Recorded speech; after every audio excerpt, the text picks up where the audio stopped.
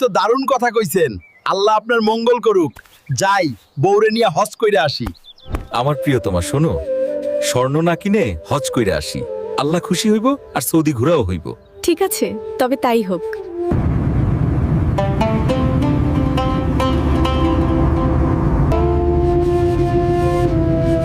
চলো, হজ তো শেষ, এখন তোমাকে একটু শপিং করায় দেই। ঠিক আছে, চলো।